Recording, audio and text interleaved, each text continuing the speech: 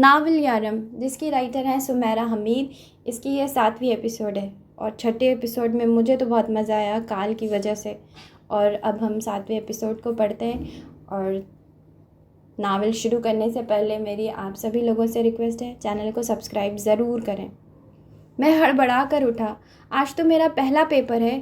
گھڑی اور کھڑکی دونوں کی طرف دیکھا. او گوش، شام کے 5 بج گئے. خدایا، میرا تو پہلا پیپر تھا. میں تو رات بھر پڑھتا رہا تھا. پھر کیا ہوا آخر؟ یعنی میرا پیپر گیا؟ یعنی اب یونیورسٹی کا ڈین بھی مجھے فیل ہونے سے نہیں بچا سکے گا؟ میں اتنا وقت سوتا کیسے رہ گیا؟ کیا میں ساری رات پارٹی کرتا رہا، سارا دن سوتا رہا؟ نہیں، میں تو علی کامنز میں تھا. نہیں، شاید میں تو لائبریری میں تھا. او گوش، میں کہاں تھا آخر؟ کوئی مجھے بتائے گا میں کہاں تھا؟ میں نچلے فلور پر واقع شاویز کے کمرے کی طرف بھاگا. اس کا دروازہ دھڑدھڑایا. شاویز، میں کل رات کہاں تھا بڈی؟ جلدی بتا. اف، شاویز بھی سو رہا تھا. میری طرح اس کا بھی امتحان گیا، وہ بھی فیل. مجھے کیا پتا تم کل رات کہاں تھے؟ سونے دو مجھے. شاویز اندر سے ہی چلایا. تمہارا بھی پیپر گیا یا دے کر آئے ہو؟ میں اس کے کمرے کے بند دروازے کے پار چلایا. پیپر؟ وہ تو صبح ہے، اب دفان ہو جاؤ. صبح تو گزر گئی، اب تو شام کے 5 بج رہے ہیں. تم ٹھنڈے پانی میں ڈبکیاں کیوں نہیں لگاتے؟ صبح کے 5 بجے ہیں، شام کے نہیں. او اچھا، سچ میں؟ او گوش، میری تو جان نہیں نکل گئی تھی. یہ کیرل تھا، ایگزام کے بیجا دباؤ کا شکار، بیچارہ اسٹوڈنٹ. یعنی مانچسٹر یونی میں اس دیو کا نزول ہو چکا تھا جسے ایگزام کے نام سے یاد کیا جانا بھی پسند نہیں کیا جاتا. تو ایگزامز کے دنوں میں کہ ایک کال ہی ایسی کاپی نہیں ہے، اور بھی مختلف کاپیاں ہیں. میں نے آپ کو کہیں دیکھا ہے، اپنے فیشن اور ملبوسات کے لیے مشہور لنڈا. تم 4-5 مہینے پہلے لائبریری آئی ہوگی. ہاں آئی تو تھی، ایک میگزین چاہیے تھا. پر آپ کو کیسے معلوم ہوا؟ سارا سیمسٹر چھوڑ کر صرف امتحانات کے دنوں میں لائبریری آنے والے مجھ سے یہی کہتے ہیں، آپ کو کہیں دیکھا ہے. دوسرے سیمسٹر کے امتحانات میں بھی آ کر تم یہی کہو گی.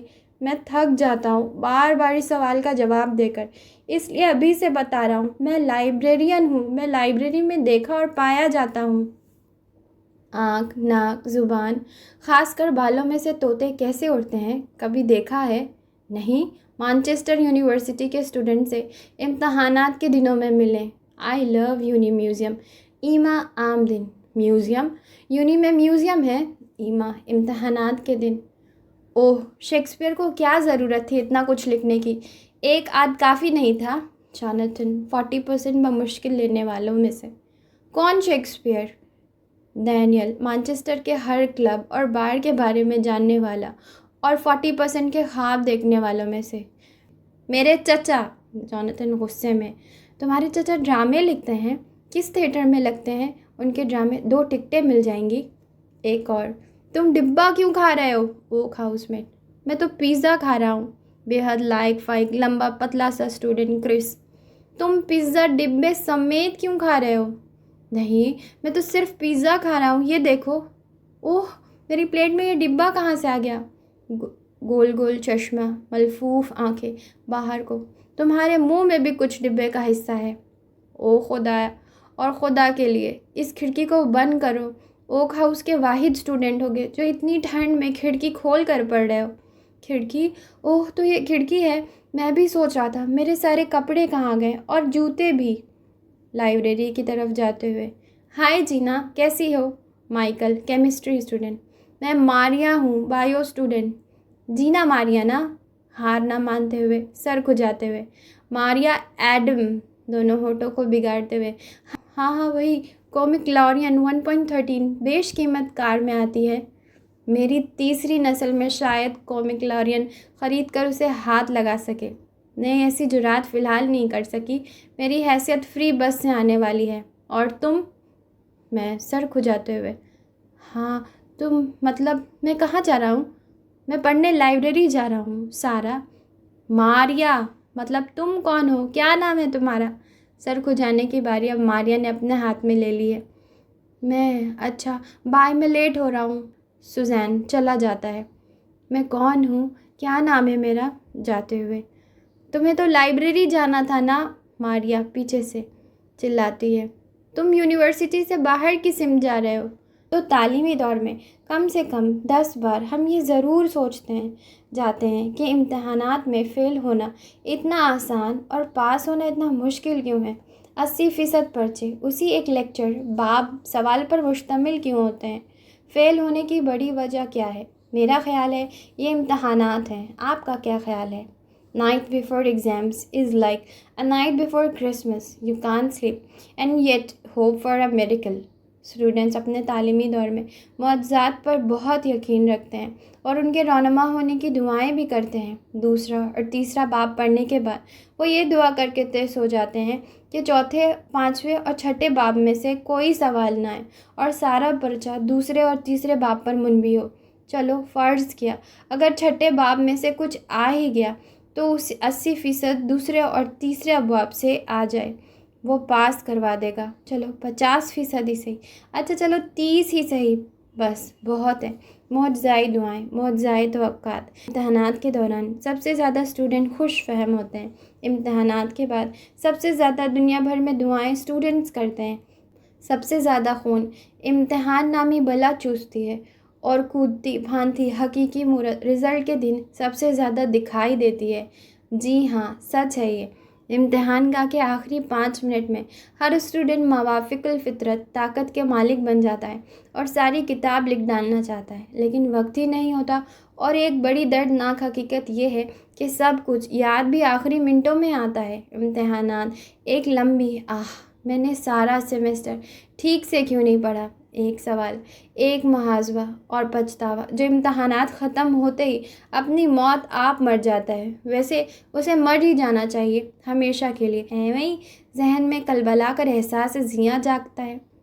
مجھے تھوڑی دیر کے لیے سو جانا چاہیے، میں پچھلے 25-30 منٹ سے پڑھ رہا ہوں، آخر نیند پر میرا بھی حق ہے۔ ایک خواہش جس پر فوری عمل کیا جاتا ہے۔ تو سب اسٹوڈنٹ اس سوال کا جواب جاننے سے قاصر ہیں کہ امتحانات میں اتنی نیند کہاں سے آتی ہے، بھوک کتنی کیوں لگتی ہے، ٹی وی، یوٹیوب، فیس بک، ٹویٹر پہلے سے دلچسپ کیوں لگنے لگتے ہیں، کتابوں کی پہچان مشکل کیوں ہو جاتی ہے۔ ویسے امتحانات سے پہلے پوسٹ ایگزامس پارٹنر پلان کر لی گئی تھی، جیسے کرسمس آنے سے پہلے، کرسمس کے بعد دی اور لی جانے والی پارٹیز پلان کی گئی تھی، کون کون آئے گا، پارٹی کہاں ہوگی، کیا کیا ہنگامہ برپا کرنا ہوگا۔ امتحانات ختم ہونے کی خوشی میں نہیں، بلکہ امتحانات سے جان چھوٹ جانے کی خوشی میں۔ آس پاس کے سب بارز، کلبز، ریسٹورانٹس اس انتظار میں تھے کہ جلدی سے امتحانات شروع ہو کر ختم ہوں اور اسٹوڈنٹس بیچارے کچھ پارٹی شارٹی کریں، کچھ مزے شزے کریں۔ بیچارے اسٹوڈنٹس تو اس یونیورسٹی میں کچھ اس قدر پڑھنے والے اسٹوڈنٹس بھی تھے۔ یہ بدبو کہاں سے آ رہی ہے؟ شاید تم سے جم، ناک سکیڑتی جولی۔ ہاں شاید کئی دنوں سے میں ٹھیک سے منہ نہیں دھو سکا، کپڑے بھی، دانت برش کرنے کا تو بالکل وقت نہیں ملا۔ ایگزامز ہے نا، پلے دانت نکال کر مسکرا کر کہا جانے والا تاریخی جملہ۔ جی ہاں، تاریخی ہی۔ تمہاری شکل مارشل سے ملتی جلتی ہے۔ میں مارشل ہی ہوں، پڑھ پڑھ کر ایسا ہو گیا ہوں۔ اوہ شٹ اپ کی جدید شکل۔ اس حالت میں گھر نہ چلے جانا، اپنی DNA رپورٹ بھی دکھائی تو بھی گھر والے گھسنے نہیں دیں گے۔ آخر تم تیز تیز کیوں نہیں چلتے؟ ہم یونیورسٹی سے لیٹ ہو رہے ہیں۔ مجھ پر بہت بوجھ ہے گرہم، پر تمہارے ہاتھ تو خالی ہیں میرے سر پر۔ تم نے تو آج ٹوپی بھی نہیں پہنی۔ میرے ذہن پر یار پڑھائی کا بہت بوجھ ہے، میں نے کچھ غیر ضروری کتابیں بھی پڑھ ڈالی۔ تمہیں یاد ہے نا، تمہیں 100% میں سے مارکس لینے ہیں، 1000% میں سے نہیں۔ ہاں پھر بھی میں نے سوچا شاید یہ صرف کچھ جھلکیاں ہیں امتحانات کے دنوں میں، اور ظاہر ہے اسٹوڈنٹس دنیا کے کسی بھی خطے سے تعلق رکھتا ہو کم و بیش ایسی ہی حالت سے گزرتا ہے، ایک جیسے احساسات کا مالک ہوتا ہے، کیونکہ وہ بیچارہ اسٹوڈنٹ ہوتا ہے نا، بیچارہ۔ یونیورسٹی میں اسٹوڈنٹس کی ایک خاص تعداد موڈافینل اسٹڈی ڈوز بھی لیتی ہے، جسے کھا کر اسٹوڈنٹ کے بقول وہ بنا تھکے اور بنا سوئے کئی گھنٹے آرام سے پڑھ سکتے ہیں۔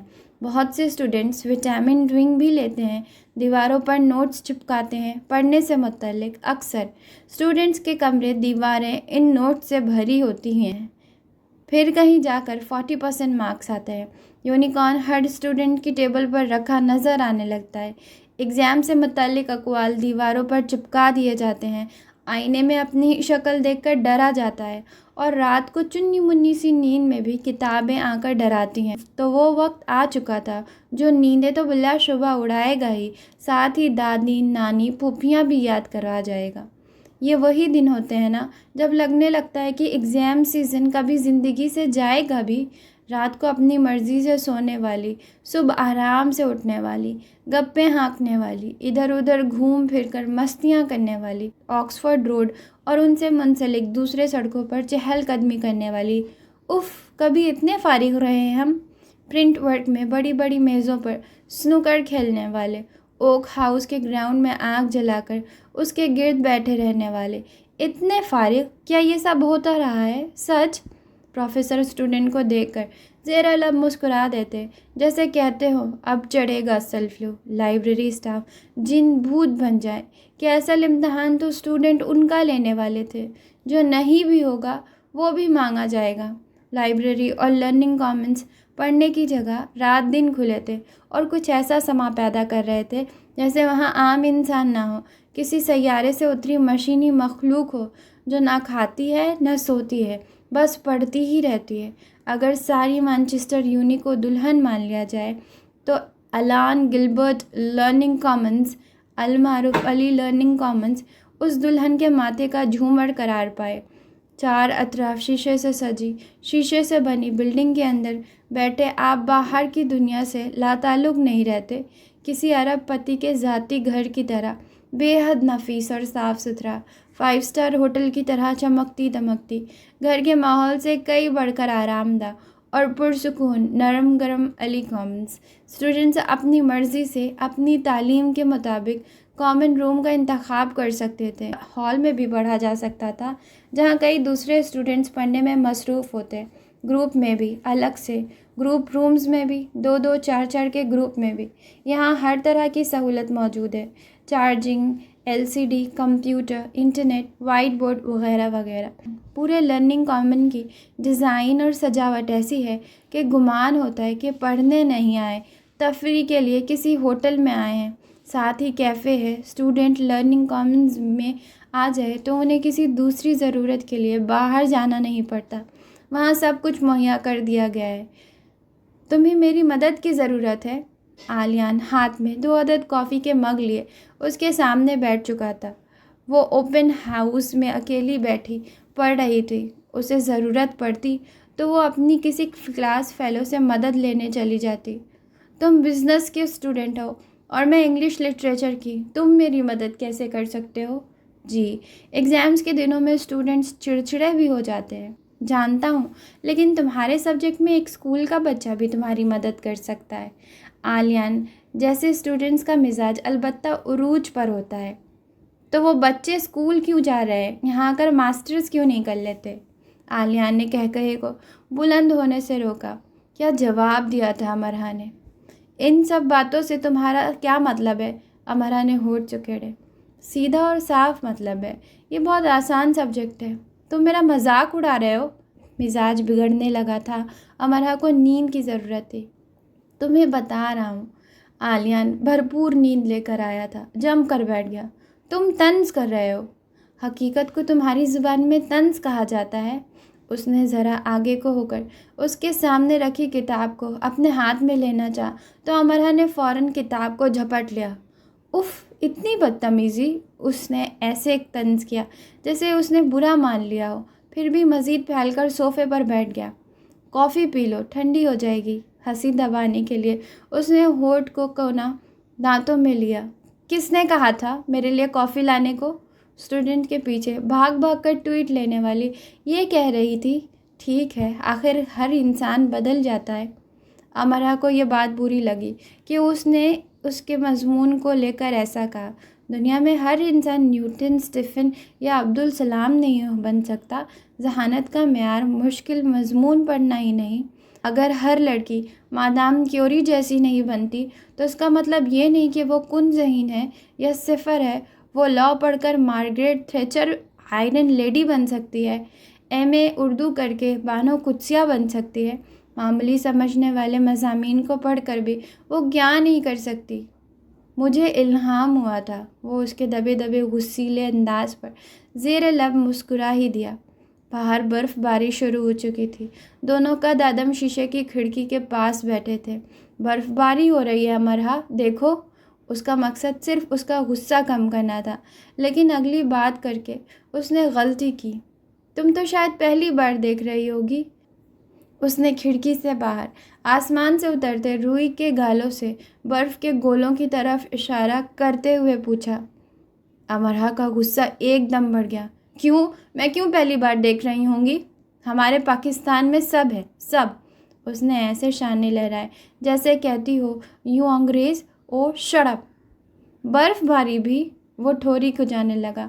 پھر اس نے ہاتھ تھوڑی تلے ہی ٹکا لیا۔ کرسمس نائٹ پر لارڈ میئر اپنی پسندیدہ فلم دیکھتے ہوئے، اپنے کہکہے کا گلا دباتے ہوئے۔ یونیورسٹی کی یادداشت.com۔ ہاں بالکل، شانے پھر اچکائے۔ سندری امرہا مزے سے سچ کا گلا دباتے ہوئے، لارڈ میئر کو کم عقل سمجھتے ہوئے، دیسی انداز میں لمبی لمبی چھوڑتے ہوئے۔ ایک جھوٹ 100 کہانیاں.com۔ لاہور میں برف باری ہوتی ہے امرہا؟ اچھا، کب؟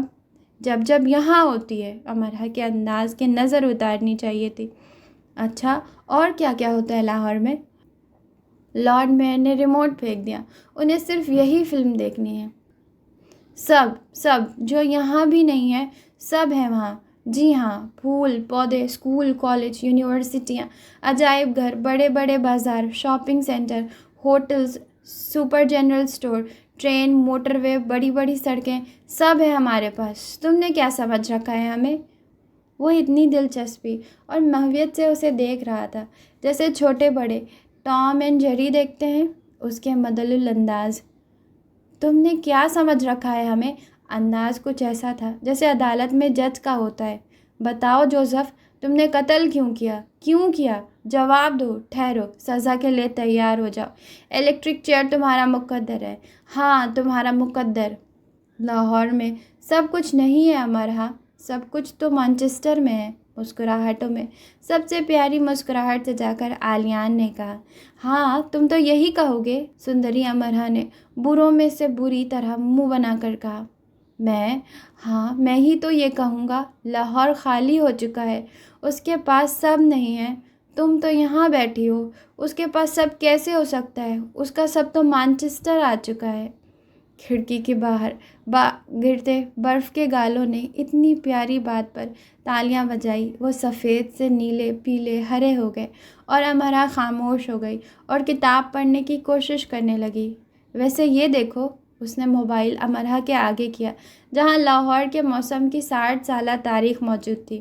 لاہور میں برف باری نہیں ہوتی، کہہ کر اس نے بلند بانگ کہا لگایا۔ اس بار اس نے آواز دھیمی رکھنے کی کوئی کوشش نہیں کی۔ ادھر ادھر بیٹھے اسٹوڈنٹس نے اس کی طرف دیکھا۔ کتنے دباؤ میں بھی کون ایسے ہنس رہا ہے؟ آلیان، اور کون؟ ہوتی ہے۔ وہ اپنی بات پر قائم رہی۔ سندری امرہا۔ لاہور کی پتنگیں اور گپوں کی نہ ختم ہونے والی ڈوریں، لاہور کی تاریخ اور رنگیلے لوگوں سے اکتساب۔ آلیان نے کس قدر حیرت سے اسے دیکھا۔ اور یہ سب؟ اس نے موبائل پر نظر آنے والے کالم کی طرف اشارہ کیا جو لاہور کے موسم کے بارے میں تھا۔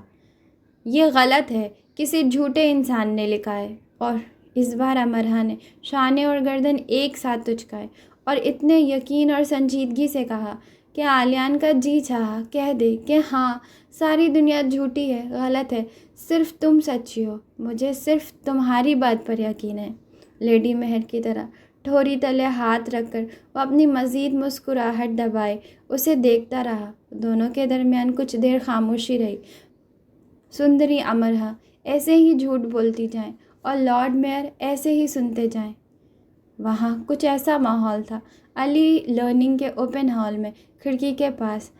اگر میں لاہور جا کر رہوں اور برف باری نہ ہو تو تم مجھے کہو گی کہ اس سال ہی نہیں ہوئی۔ اگر میں اگلے سال تک کے لیے رک جاؤں تو تم کہو گی موسم میں خطرناک حد تک تبدیلی آ چکی ہے۔ اگر میں آس پاس کے لوگوں سے تصدیق کے لیے پوچھنا شروع کر دوں تو تم کہو گی کہ سب جھوٹ بول رہے ہیں، تمہاری بے عزتی کروانا چاہ رہے ہیں۔ اپنی ساری ہمت مجتمع کر کے اپنی ہنسی کو اندر ہی روک کر وہ بمشکل اتنا ہی کہہ پایا، تو تم ثابت کیا کرنا چاہتے ہو کہ سب کچھ تمہارے پاس ہی ہے؟ وہ ہنسا۔ تم دو شہروں کی سرسری جائزے میں بھی حاسد ہو امرا۔ میں نے یہ کب کہا کہ ہمارے پاس سب کچھ ہے؟ میں نے صرف اتنا کہا کہ کیا تم پہلی بار برف دیکھ رہی ہو؟ بس تم برا مان گئی۔ میں بہت بار دیکھ چکی ہوں، بس۔ امرا باز آنے والی نہیں تھی۔ ٹھیک ہے، پر کہاں؟ فلموں میں، ٹی وی میں، میگزینز میں، اس نے روانی سے کہا۔ آلیان نے سر کو اٹھایا، علی لرننگ کے چھت کو دیکھا اور اتنی زور سے کہا لگایا کہ ہال میں موجود زیادہ فاصلے پر موجود اسٹوڈنٹس بھی سر اٹھا کر اسے دیکھنے لگے، اور قریب کی نشستوں پر ذرا دیر کو اونگنے والے اسٹوڈنٹس ڈر کر، جھرجھری بھر کر، چونک کر آس پاس دیکھنے لگے۔ آلیان! ڈر کر اٹھ جانے والے میگن نے اسے گھورا۔ آلیان نے اپنے منہ پر ہاتھ رکھ لیا۔ امرا خاموشی سے کتاب پڑھنے لگی کہ وہ چلا جائے، لیکن اپنی ہنسی پر قابو کرنے کے بعد وہ اس کی ایک کتاب لے کر بیٹھ گیا اور اسے سرسری دیکھنے لگا۔ وہ کتاب کا ایک صفحہ الٹتا اور اسے دیکھتا، پھر اسے دیکھتا اور جلدی سے صفحہ الٹ دیتا۔ وہ غیر ارادی طور پر اس کا مزاج بگاڑ چکا تھا۔ تمہاری آنکھیں؟ میری آنکھیں کیا؟ امرا کو یقین تھا اب وہ اس کی آنکھوں کا نشانہ بنائے گا۔ کالی، گہری۔ مجھے بھوری آنکھیں پسند نہیں، اس نے جلدی سے اسے ٹوک دیا۔ میں نے تم سے اپنی آنکھوں کے بارے میں نہیں پوچھا۔ تم میری آنکھوں کو برا کہتے، میں نے پہلے ہی کہہ دیا۔ کیا حکمت عملی اپنائی تھی امرا نے۔ واہ، میں نے تمہیں برا کب کہا؟ کہہ سکتے تھے، امکانات تھے۔ کافی ذہین تھی امرا ویسے، بادام کھاتی رہی تھی نا۔ جب کہا ہی نہیں تو کہہ دیتے تو۔ میں تو بس اتنا کہنے لگا تھا کہ تمہاری آنکھیں بہت گہری ہیں۔ جب تمہیں پہلی بار روتے ہوئے دیکھا تو مجھے معلوم ہوا کہ یہ بہت آنسو بہا چکی ہے، بہت روتی رہی ہیں۔ نوٹس لکھتے لکھتے امرا کے ہاتھ رک گئے۔ وہ ٹھیک کہہ رہا تھا۔ اسے خوف محسوس ہوا۔ وہ اس کے بارے میں اور کس بات کا ٹھیک اندازہ لگا چکا تھا؟ اس کی نحوست کا بھی، کیا اس بات کا بھی کہ لاہور میں وہ کس قدر غیر اہم رہی ہے، گھر کا، خاندان کا حصہ ہو کر بھی حصہ نہیں سمجھی گئی۔ اس پر کیسے کیسے طنز کیے جاتے رہے، اس کا کیسے کیسے مذاق اڑایا جاتا رہا۔ وہ امرا جو رات کو اس وقت 12 بجے کے قریب مکمل اعتماد سے علی لرننگ کامنز میں بیٹھی پڑھ رہی ہے، دادا کے کمرے میں خوف سے چھپ جایا کرتی تھی کہ گھر میں آنے والے مہمان اسے دیکھ نہ لیں۔ اگر وہ کسی تقریب میں چلی ہی جاتی تو کوئی ایسی جگہ تلاش کرتی جہاں کوئی اسے دیکھ نہ سکے۔ وہ اپنے ہم عمر کو باتیں کرتے، کہے لگاتے، اچھل کود کرتے دیکھتی، لیکن اپنی جگہ سے نہ ہلتی، ان کے پاس جانے کی ہمت نہ کرتی۔ کیوں روتی رہی ہو تم؟ میں کبھی نہیں روئی۔ کس قدر خوفناک سوال پوچھ لیا تھا آلیان نے۔ وہ اس سوال کا جواب کبھی نہیں دے گی۔ یہ جھوٹ ہے، اس نے سنجیدگی سے کہا۔ میں کبھی نہیں روئی، کہا نا۔ جو کبھی نہیں روتا وہ انسان نہیں ہوتا۔ تم انسان نہیں ہو کیا؟ ہاں، رویا ہوں، بہت رویا ہوں۔ خاموشی کے بوجھل وقفے کے بعد وہ بولا۔ اس کی آواز اداس ہو گئی۔ وہ پہلی بار اتنا اداس نظر آیا۔ کیوں؟ امرا کو اپنی غلطی کا فوری احساس ہوا۔ خاموشی سے وہ جیسے سر جھکا کر بیٹھے کا بیٹھا رہ گیا۔ دیکھا، برا لگا نا؟ اپنے رونے کی وجہ کوئی بتانا پسند نہیں کرتا۔ میں 6 سال کا تھا جب رات بھر اپنے ہاتھ کو اپنی ماما کے ہاتھ میں دیے ان کے سرہانے بیٹھا رہا تھا۔ صبح ان کا ہاتھ سرد ہو چکا تھا اور سخت بھی، اور جب لوگوں نے میرے ہاتھ کو ان کے ہاتھ سے نکالنے کی کوشش کی تب میں رونے لگا، اور بعد میں بھی اس منظر کو یاد کر کے روتا رہا۔ یہ میرے اب تک کے رونے کی سب سے بڑی وجہ ہے۔ امرا کو اپنے رویے پر شرمندگی ہوئی۔ I am sorry. وہ اٹھا اور چلا گیا۔ اس کی چال بتا رہی تھی کہ وہ خود کو کس کیفیت سے نکالنے کی کوشش کر رہا ہے۔ امرا نے اسے جاتے ہوئے دیکھا۔ اس کا اپنے بارے میں اندازہ بالکل ٹھیک تھا۔ وہ کافی خود غرض ہوتی جا رہی تھی۔ غالباً ٹھیک کہا گیا تھا کہ جو روتا نہیں وہ تو انسان ہی نہیں، اور سب انسان روتے ہیں کبھی نہ کبھی، کسی نہ کسی وجہ کو لے کر۔ لیڈی مہر اپنے بچوں کے بارے میں صرف اس محبت کا ذکر کرتی تھی جو ان سب کے درمیان تھی. وہ کبھی یہ نہیں بتاتی تھی کہ کون، کیا، کیوں اور کیسے وہ اس کڈز سینٹر تک کیسے پہنچا، ان کا ماضی کیا تھا. وہ کہا کرتی کہ ان کے بچوں کا ماضی کتنا ہی بھیانک رہا ہو، ان کا حال پرعزم ہے اور مستقبل شاندار. وہ ان کے بچے تھے اور ان کی تکلیف کو ان کے سوا کسی اور کے ساتھ زیر بحث نہیں لائی تھی. کبھی مورگن، شارلٹ، ڈینس یا کوئی اور ان کے پاس پریشان صورت لے آتا، گھنٹوں کمرہ بند کیے اپنے اس بچے یا بچی کو لے جانے وہ کون سی باتیں کرتی رہتی. امرا سمجھ سکتی تھی کہ آپ کتنے بھی مضبوط اور بہادر بننے کی کوشش کریں، ماضی سامنے آ کر تھوڑی دیر کے لیے ہی صحیح پر دیوانہ سا ضرور کر دیتا ہے. آپ اپنے حواس کھونے لگتے ہیں. آلیان کے بارے میں اگر امرا نے کچھ جاننا چاہا تو انہوں نے صرف اتنا کہا، وہ میرا بہت پیارا بیٹا ہے، وہ اپنی ماں مارگریٹ سے مثالی محبت کرتا ہے. بس اس سے آگے انہوں نے کچھ نہیں کہا. وہ ایک سمجھدار خاتون تھی. انہیں معلوم تھا کہ کس کے بارے میں کتنی بات کرنی ہے، اور اپنے بچوں کے لیے تو وہ بہت ہی سمجھدار تھی. امرا اپنے رونے کو لے کر بیٹھی تھی اور سمجھتی تھی اس سے زیادہ دکھ کسی کو ملی ہی نہیں، اس سے زیادہ زیادتی زندگی میں کسی کے ساتھ کی ہی نہیں. قدرت نے سب غم کے پہاڑ اسی پر دھو ڈالے، کسی خوشی کا حقدار اسے ٹھہرایا ہی نہیں. ایک امرا ہی کیا، ہم سب یہی سوچتے ہیں اور اسی سوچ پر یقین رکھتے ہیں. انسان نے سب سے زیادہ علم جو خود کو سکھایا ہے وہ ناشکری اور شکوہ سرائی ہی تو ہے. سرسبز مانچسٹر یونی برف سے اٹ چکی تھی. ہر طرف برف پڑتی نظر آتی تھی. پہلی بار برف کے ایسے ڈھیروں کو دیکھنے والوں کا جی چاہتا کہ وہ ان ڈھیروں پر پھسلیں، ان کے گولے بنا بنا کر ایک دوسرے کو ماریں، اور بہت سے اسٹوڈنٹس ٹائم نکال کر ایسا کر بھی لیتے. مانچسٹر پر سفید پری کا راج تھا اور گرم خطوں والے اس سفید پری پر فدا ہوئے جا رہے تھے، جبکہ ٹھنڈے خطوں کے باشندے ایسے موسم سے بہت چڑھتے تھے. وہ بہار کے دلدادہ ہوتے تھے، انہیں منہ سے بھاپ نکالتے. اس موسم سے کوئی خاص لگاؤ نہیں، اتنے ڈھیر سارے گرم کپڑے پہننے سے انہیں کوفت ہوتی ہے. پاکستانیوں کی تو خیر جان ہوتی ہے سردیوں میں، اور وہ سردیوں کے مختصر دورانیہ کو ایسے مناتے ہیں جیسے مغربی کرسمس کی چھٹیوں کو. دستانے، ٹوپی چڑھائے، کانوں کے گرد مفلر لپیٹے، گرم کوٹ کے جیبوں میں ہاتھ دیے، سرخ ناک لیے، دھند کو اپنی اندر اتارتے، دھند کو چیرتے چلاتے. امرا یونیورسٹی میں آتے ہی مبہوت سی ہو جاتی. دھند یونیورسٹی کی عمارت سے ہوتی زمین پر اتر رہی ہوتی. وہ تھوڑی دیر کو کھڑی کی کھڑی رہ جاتی. کیا یہ کسی خواب کا منظر ہے یا خواب ہی ہے؟ اسٹوڈنٹس تیزی سے آ جا رہے ہوتے، نیلے پیلے سرمئی کالے سفید کونٹوں والے، ٹوپیوں والے، منہ سے بھاپ نکالتے، ہاتھوں کو رگڑتے یا جیبوں میں دیے. کتنے پیارے منظر. ٹھنڈ تھی، برف تھی، دھند تھی اور آزادی تھی. دوست تھے، ہلا گلا، اور کوئی دکھ نہ تھا. 2 دن بعد امرا تھوڑا سا وقت نکال سکی آلیان کے پاس جانے کے لیے. علی لرننگ کامن کا گروپ اسٹڈی روم کے شیشے کے دروازے کے پار وہ اسے نظر آیا. کم سے کم 11 اور اسٹوڈنٹ بیٹھے تھے. وہ وائٹ بورڈ کے پاس کھڑا لیکچر سا دے رہا تھا. پین سے وہ کوئی سوال حل کر رہا تھا. امرا نے اس کے لیے کافی لی تھی.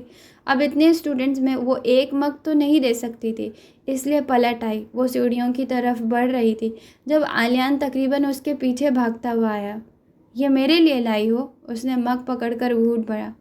ہاں. وہ مگ ہاتھ میں لے چکا تھا، کافی پی رہا تھا اور پوچھ رہا تھا. امرا نے اسے داد دی. مفت؟ وہ سیڑھیاں اترنے لگا، اس کے ہال کی طرف بڑھنے لگا. ظاہر ہے مفت. یہ ٹویٹ نہیں ہے. اوہ شکر کہ یہ ٹویٹ نہیں ہے. ویسے ہی میرے سر پر 10-12 ٹویٹس ہیں، 4 تو کال کی ہیں، اور وہ میری جان کو آیا ہوا ہے. تمہیں کیسے پتہ چلا کہ میں آئی ہوں؟ 2 دن سے انتظار کر رہا تھا تمہارا. چلتے چلتے اس نے گردن موڑ کر کہا. پر میں نے کب کہا تھا میں آؤں گی؟ آنا چاہیے تھا. تم کہاں جا رہے ہو؟ امرا کو نیچے جانا تھا. اسے تو نہیں. میں تمہارے ساتھ. میرے ساتھ کیوں آ رہے ہو؟ تم پڑھو. شاید تم کوئی لیکچر دے رہے تھے. میں بریک لینے کے بارے میں سوچ ہی رہا تھا. میں تو صرف معذرت کرنے آئی تھی تم سے. دونوں 2nd فلور پر آ کر رک چکے تھے. ٹھیک ہے کرو. امرا اس کا منہ دیکھنے لگی۔ کرو بھائی، میں سن رہا ہوں۔ کافی کی چسکی لے کر اس نے کہا، معذرت کرنے آئی تھی، جب یہ کہہ دیا مطلب معذرت کر لی، اور کیا؟ اچھا، اب آگے؟ آگے کیا؟ امرا کو پھر سے غصہ آنے لگا۔ تم اتنے پیارے سرد مانچسٹر میں رہ کر اتنی جلدی گرم کیوں ہو جاتی ہو؟ آلیان مسکرایا۔ یعنی امرا سے ناراض ہونا وہ جانتا ہی نہیں تھا۔ اس کے غصے کو وہ پھول کی پتی کے مانند چھو کر اڑا دیتا۔ اچھا چلو، ایگزامز کے بعد ملتے ہیں۔ مشکل ہے لیکن میں کر لوں گا، ورنہ میرا تعلیمی ریکارڈ خراب ہو جائے گا۔ مجھے تمہاری باتیں سمجھ میں نہیں آتی۔ مجھے خود میری باتیں سمجھ میں نہیں آتی۔ اچھا تم جاؤ۔ کیسے انسان ہو تم؟ کسے جانے کے لیے کہہ رہے ہو؟ کال کی آواز ان کے قریب لیکن پیچھے سے آئی اور اس نے بڑھ کر آلیان کی گردن دبوچ لی۔ امرا تو فوراً وہاں سے غائب ہو گئی۔ وہ امتحانات کے دنوں میں سے کوئی لڑائی مول لینا نہیں چاہتی تھی، لیکن اگلی رات وہ خود امرا کے پاس آیا۔ کچھ فاصلے پر لیزا پڑھتے پڑھتے لڑک کر سو چکی تھی اور صوفے اور کارپٹ کے درمیان جھولتی کافی مذاق خیز لگ رہی تھی۔ پہلے تو اسے دیکھ کر امرا اپنی ہنسی روکتی رہی، پھر اس کے پاس آئی، اسے دھکیل کر کارپٹ پہ کیا تاکہ وہ ٹھیک سے کارپٹ پر ہی سو جائے۔ سامنے اس کا لیپ ٹاپ کھلا رکھا تھا۔ اکثر ایسی چیزیں غائب کرنے کے واقعات ہو جاتے تھے۔ امرا نے اس کی چیزیں سمیٹی اور بیگ کو اس کے سر کے پیچھے رکھا۔ ابھی لیپ ٹاپ پر اس نے ہاتھ رکھا ہی تھا کہ اسے محسوس ہوا کہ اس کی تصویر کھینچی گئی ہے۔ اس نے گردن موڑی تو کال کھڑا تھا۔ امرا، the last duck, Ali learning convent میں سوئے ہوئے اسٹوڈنٹس کی چیزیں چراتے ہوئے، اپنی نوعیت کا 40واں واقعہ۔ فون ہاتھ میں لیے وہ مسکراتا رہا۔ یہ گرما گرم خبر کچھ ہی دیر میں دا مانچسٹر ٹیب اسٹوڈنٹس ویب سائٹ میں آ جائے گی۔ امرا کا جی چاہا کہ لیزا کی ٹھنڈی ہو چکی کافی اس پر اڈیل دے۔ وہ باز رہی۔ وہ اپنی آنکھوں کی چنگاریاں دبائے اسے گھور رہی تھی اور کال کو یہ نظر آ رہا تھا کہ اسے گھورا جا رہا ہے۔ وہ ہاتھ باندھ کر ایسے کھڑا ہو گیا جیسے 100-200 پاپرازی اس کی تصویریں کھینچ رہے ہو۔ تمہیں غصہ آ رہا ہے؟ ہاں، تمہیں غصہ آ رہا ہے، وہ مسکرایا۔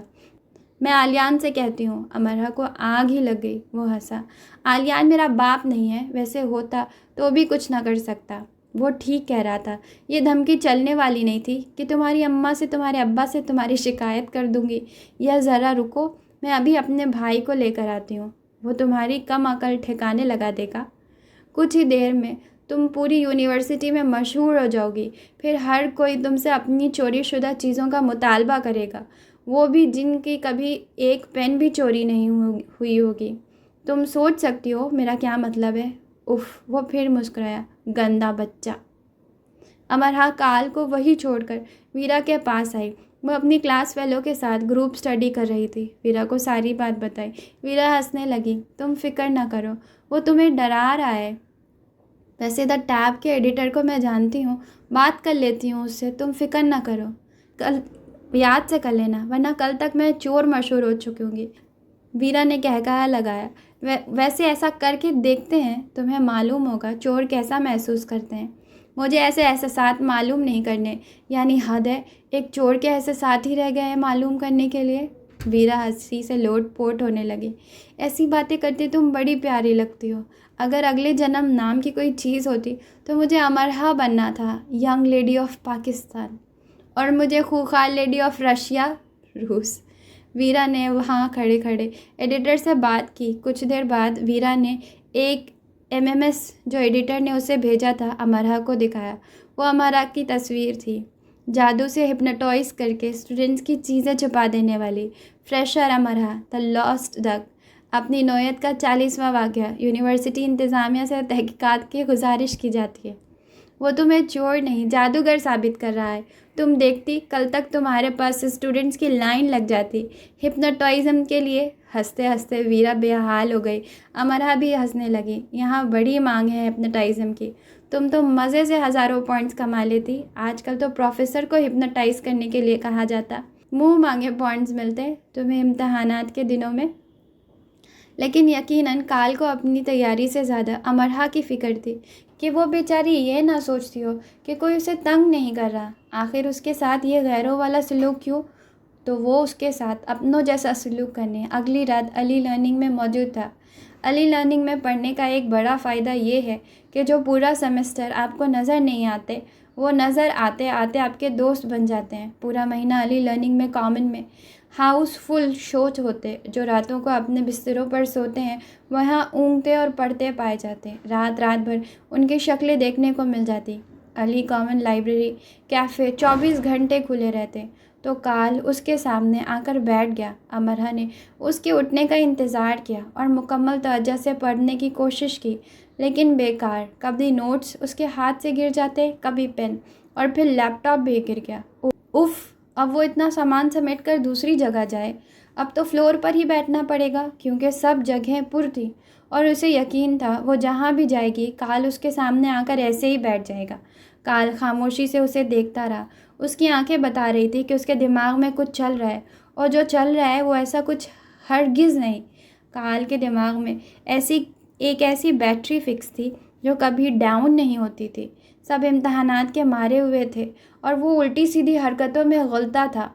फिर भी वो हर साल स्कॉलरशिप ले लेता। अगर वो ऐसी हरकतें ना करे और सिर्फ पढ़े तो यकीनन वो यूनी का डीन बन जाए। सारी किताबें, नोट्स, कागज़, लैपटॉप, पेन वगैरह को अपनी बाहों में आर्जी तौर पर समेट कर वो बमुश्किल उठी और नई जगह तलाश करने लगी। वो चंद कदम ही चली होगी कि उसके हाथ पर बिजली गिरी। जी, बिजली, आसमानी नहीं, ज़मीनी। काल ने अपने हाथ में पकड़े पेन को उसके हाथ पर लगाया था, एकदम पीछे से आकर, और उसके हाथों में पकड़ी सब चीज़ ज़मीन बोस हो चुकी थी। लैपटॉप भी ठा करके गिरा था।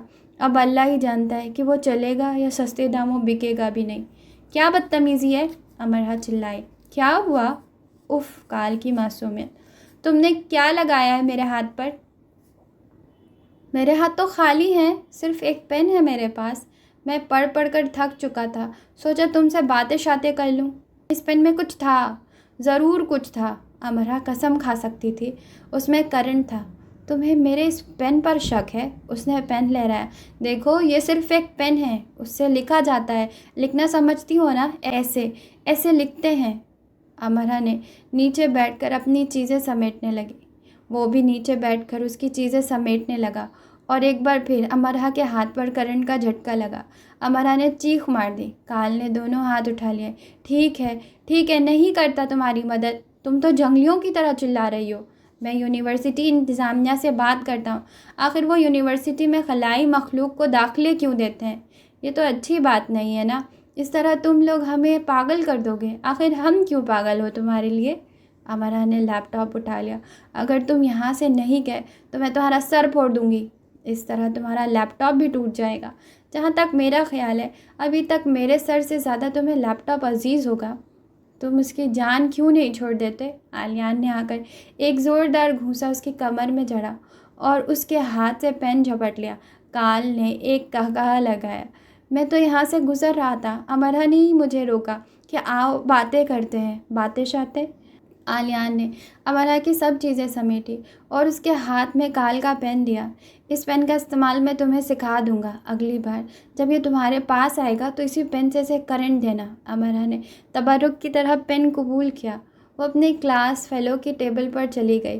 काल का कहकहा उसके पीछे गूंजता रहा। काल इंसानी हुलिये में गैर इंसानी मखलूक बिलाशुबा। पेन में एक हेवी बैटरी फिक्स थी जो पेन के कैप को बाएं तरफ हरकत देने पर काम करती और पेन के टिप से हल्का सा करंट निकलता जो मामूल के औकात में काफ़ी ज़ोरदार लगता। आम इस्तेमाल में वो पेन लिखने वाला पेन था। सिर्फ उसका मालिक ही उसका इस्तेमाल जानता था, और उसका मालिक काल था। यह पेन कभी काल का ट्रेडमार्क था। अब तो काल के लिए पुराना हो चुका था, लेकिन अमरहा के लिए बहरहाल नया ही था।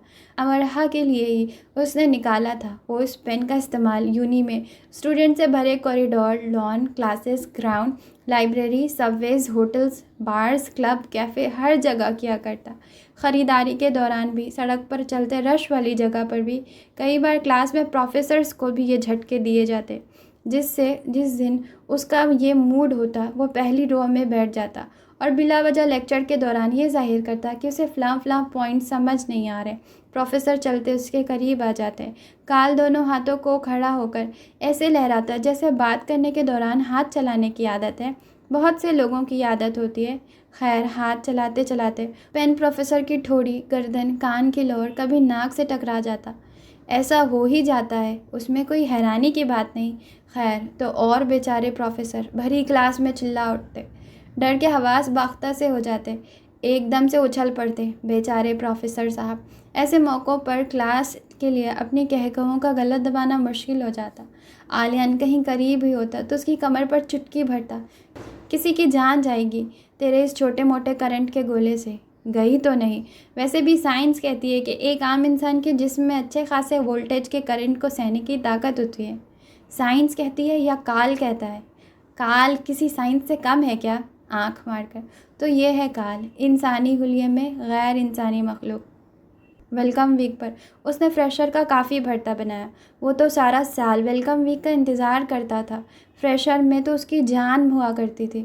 وہ اپنے سارے پرانے ہتھیار نکال لیا کرتا، اکثر سینئر فریشر کو گائیڈ کرتے ہوئے کاغذ پر بھی لکھ دیتے، اور کال سے بچ کر have a safe welcome week.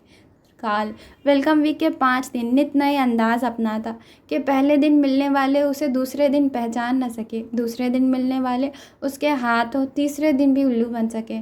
وہ داڑھی اور بال بڑھا لیتا، دوسرے دن کٹوا لیتا، تیسرے دن ہرے رنگ کی وگ، چوتھے دن گنجا، ساتھ کان، ناک، ٹھوری اور بھویں میں بالیاں، 5ویں دن لمبے بال۔ کال آسک می، جس نے اسٹوڈنٹ کارڈ بنوانے جانا ہے اسے وہ بڑے آرام سے یونی سے باہر کسی بھی دوسری عمارت میں بھیج دیتا۔ کچھ کو اس نے باتھ روم میں بند کر دیا، جی اس کے پاس اوزار تھے اور ایسے کام وہ بہت احتیاط سے کرتا، اسے بھی یونی میں رہنا تھا۔ چند لڑکیوں کو اس نے لیب میں بند کر دیا۔ امرا کی قسمت اچھی تھی کہ ویلکم ویک پر اس کا ٹکراؤ کال سے نہیں ہوا، ورنہ تو اس کی سائنس لیب میں ہی موت واقع ہو جاتی اور فریشر پر ایک فریشر مردہ نکلتی، اور پانچیسٹر میں اپنی آمد کے چوتھے دن تابوت میں بند ہو کر پاکستان واپس جاتی، اور دادا یہ نہ معلوم کر سکتے کہ پاکستان میں تو سب اس بیچاری کے پیچھے پڑے رہتے تھے، مانچسٹر میں کون اس کے پیچھے پڑ گیا۔ ہر فریشر رو رو کر اسکائپ پر ہری وگ، گنجے سر، لمبے بالوں والے آسک می کا قصہ سنا رہا ہوتا۔ فریشر کے آتے ہی یونی میں کال ہو رہی تھی۔ اسٹوڈنٹ یونین کے صدر اور باقی لوگ اسے سنجیدگی سے محتاط رہنے کے لیے، وہ تو بڑی معصومیت سے کہتا، پتہ نہیں آپ لوگ کیا کہہ رہے ہیں، کیا میں نے کسی کی جان لی ہے یا میں کلر ہوں؟ یعنی وہ جان لے گا تو ہی کوئی چھوٹا موٹا جرم مانا جائے گا۔ چینی کہتے ہیں اگر میں ایک سرسبز شاخ سے اپنے دل کو سجاؤں تو کوئی وجہ نہیں کہ خوش گلو پرندہ اس پر آ کر نہ بیٹھے۔ محبت کرنے سے پہلے احترام کرنا سیکھیں، اور یہ بھی کہ ایک بوڑھے شخص کا عشق میں مبتلا ہو جانا خزاں میں پھول کھلنے کے مترادف ہے، اور خزاں میں محبت کا پھول ہی کھلنے کی جرات کرتا ہے۔ چینی اپنے سال کے آغاز سے پہلے پورے جوش و خروش سے اپنے گھروں کو صاف کر کے سجاتے ہیں، نئے کپڑے، خاص طور پہ سرخ لباس بنواتے ہیں، سرخ کاغذوں اور سرخ پارچہ جات پر لکھی روایتی نظموں سے گھر کے دروازوں، دیواروں اور ایسی ہی دوسری جگہوں کو سجاتے ہیں۔ نئے سال کا آغاز ہو رہا ہے، پرانا وقت بیت چکا ہے، پرانے وقت کو الوداع کہا جائے، نئے وقت کے لیے جشن تیار ہے۔ بڑے بوڑھے بچوں کو سرخ لفافوں میں ملفوف لکی منی، خوش قسمتی کے سکے دیتے ہیں۔ چینی روایت کہتی ہے کہ سرخ رنگ آنکھ کی علامت ہے جو ان کے سیانوں کے بقول بدقسمتی اور بدی کو دور کرتی ہے۔ قدیم وقتوں میں لمبے بانسوں کو جلایا جاتا تھا تاکہ بدی اور بلائیں آگ کو دیکھ کر بھاگ جائیں، شر لو آگ سے دفان کیا جائے۔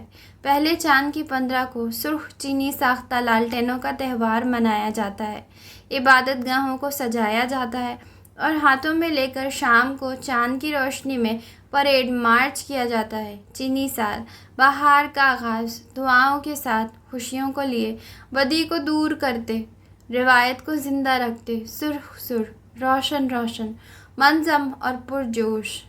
سال کے آغاز پر اپنی میزوں کو ڈمپلنگ، روایتی چینی کھانا سے سجاتے ہوئے، دعائیں دیتے ہوئے، چاولوں کے جاروں کو بھرتے ہوئے کہ نئے سال پر چینی چاول کے جار کا خالی رہ جانا بدقسمتی کی علامت سمجھتے ہیں۔ مانچسٹر میں اس سال کی ڈریگن پریڈ، نئے سال کی پریڈ کے لیے تیاریاں عروج پر تھی۔ پریڈ 31 دسمبر جنوری نئے سال کے پہلے دن تھی، یہ سال گھوڑے کا سال تھا، پچھلا سال سانپ کا سال تھا۔ امرہ کی چینی کلاس فیلو جی سن نے سب کلاس فیلوز کو رجسٹر کروانے کے لیے کہا تھا۔ وہ امرہ کے پاس بھی آئی تھی۔ میں تو جانتی بھی نہیں کہ یہ سن کیا ہوتا ہے۔ میرے لیے تو کھڑے ہو کر دیکھ لینا ہی بہت بڑی دریافت ہوگی۔ کہاں اس میں شرکت کرنا؟ پریڈ میں جاؤ گی تو سب جان جاؤ گی۔ تمہیں زندگی میں کھڑے ہو کر پریڈ دیکھنے کے تو کئی مواقع مل جائیں گے، شرکت کرنے کے نہیں۔ اس سال تو 90,000 سے زیادہ لوگ شرکت کریں گے۔ وہ ہنسنے لگی۔ نہیں، میں نے یہ سب کبھی نہیں کیا۔ جو کیا نہیں وہ کرو گی بھی نہیں۔ چینی پاکستانی کو نہ نہیں کہتے۔ ایک پاکستانی چینی کو نہ کیسے کہہ سکتا ہے؟ غیر چینی لوگ پریڈ میں شرکت کرتے ہیں تو ہمیں اچھا لگتا ہے۔ ہمیں یقین ہوتا ہے کہ نئے سال کا آغاز ہم نے سب کے قوم کے دعاؤں اور محبتوں سے کیا ہے۔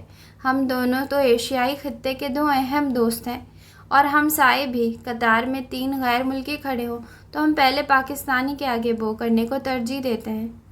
مجھے ہنسی آئے گی۔ امرہ کو ابھی بھی تامل تھا۔ تو ہنستی رہنا، چھلانگیں لگانا، کوئی فرق نہیں پڑے گا۔ روتے بسورتے لوگوں کا وہاں کیا کام؟ ویسے تم کس جانور کا لباس پہننا پسند کرو گی؟ میں انتظام کر دوں گی۔ چاہو تو کوئی ماسک نہ پہننا، تم ڈریگن کا بانس بھی پکڑ سکتی ہو، لیکن اس کے لیے تمہیں مسلسل حرکت میں رہنا پڑے گا، تم تھک جاؤ گی۔ میں روایتی چینی لباس کیمونو پہنوں گی اور میرے ہاتھ میں بڑا سا چینی پنکھ ہی ہوگا۔ میرا میک اپ بہت گہرا، چاہو تو میرے ساتھ یہ سب بن سکتی ہو، یا تم 2 بڑی گول دھاتی پلیٹوں پر مشتمل ساز دونوں پلیٹوں کو آپس میں ٹکرایا جاتا ہے بجا سکتی ہو، یا ڈرم، لیکن تمہیں ڈرم بجانے کی پریکٹس نہیں ہوگی۔ نہیں، میں کیمونو نہیں پہن سکتی، گہرا میک اپ تو ہرگز نہیں۔ اگر تم شرما رہی ہو تو تم ڈریگن کا لباس پہن لو، اسے پہن کر قطعاً یہ معلوم نہیں ہوگا کہ تم کون ہو، لڑکی یا لڑکا۔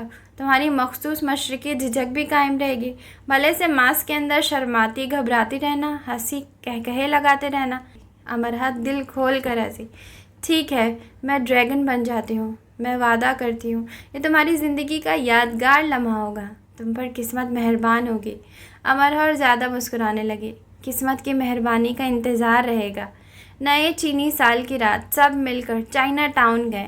چائنا ٹاؤن کے حدود کے آغاز پر سرخ پیلے سبز رنگوں سے مزین چینی طرز کا بڑا پھاٹک تھا، جبکہ دونوں اطراف جانوروں کے بڑے بڑے مجسمے رکھے گئے تھے۔ سب سے بڑا مجسمہ گھوڑے کا تھا۔ ایک بہت بڑے ڈریگن کو بانس کی مدد سے اونچائی پر ٹانگ دیا گیا تھا۔ اور بھی کئی طرح کی سجاوٹ کی گئی تھی۔ جا بجا چینی روایتی چیزوں کے سٹالز لگے تھے۔ مانچسٹر کے درختوں کے شاخوں تو پہلے ہی سرخ گول چینی ساختہ لالٹینوں سے سجا دی گئی تھی۔ این، ویرا اور وہ مزے سے مفت چینی کھانے کھا رہے تھے۔ تمام سٹالز پر کھانے بہت کم قیمت پر دستیاب تھے یا مفت تقسیم کیے جا رہے تھے۔ امرہ ایک چینی تحفہ بھی حاصل کرنے میں کامیاب ہو گئی۔ ایک عدد چینی شادی شدہ جوڑا اپنی شادی کی سلور جوبلی پر تحائف تقسیم کر رہا تھا، اور مانچسٹر یونیورسٹی کے اسٹوڈنٹ کا وہاں اتنا رش تھا کہ لگتا تھا سب اسٹوڈنٹس آئندہ زندگی صرف اس ایک تحفے پر گزارنے والے ہیں۔ یہی ان کا کل خزانہ ہے، اور اس اثاثہ کو آج کسی بھی صورت حاصل نہ کرنے پر وہ دنیا کے بد نصیب ترین انسان قرار پانے والے ہیں۔ تحفے میں ایک عدد سرخ روایتی پارچہ تھا جس پر چینی زبان میں دعائیں یا نظم لکھی تھی، اور ایک گلے میں پہننے کے لیے چینی طرز کی مالا تھی۔ 2 سرخ ربن تھے۔ امرہ کو 2 عدد سرخ ربنوں کی سمجھ نہیں آئی۔ جب ان میاں بیوی کے اسٹال پر رش کم ہو گیا اور ان کے سب تحائف تقسیم ہو گئے تو امرہ ان سے پوچھنے لگی، ایک تمہارے لیے اور ایک تمہارے شوہر کے لیے؟ جب مجھے انہوں نے، چینی خاتون نے اپنے شوہر کی طرف اشارہ کیا، پروپوز کیا تو یہ اتنے غریب تھے کہ ان کے پاس کوئی انگوٹھی نہیں تھی، تو انہوں نے ایک اسکول کی بچی کے بالوں میں سے ربن کھول کر میری انگلی میں باندھ دیا کہ مجھے کوئی انگوٹھی والا نہ اڑا لے۔ دونوں میاں بیوی کہے لگا کر ہنسنے لگے۔ امرہ دیکھ سکتی تھی دونوں میں کس محبت سے اپنی زندگی گزاری ہوگی۔ سرخ ربن امرہ کی آنکھوں میں بس گئے۔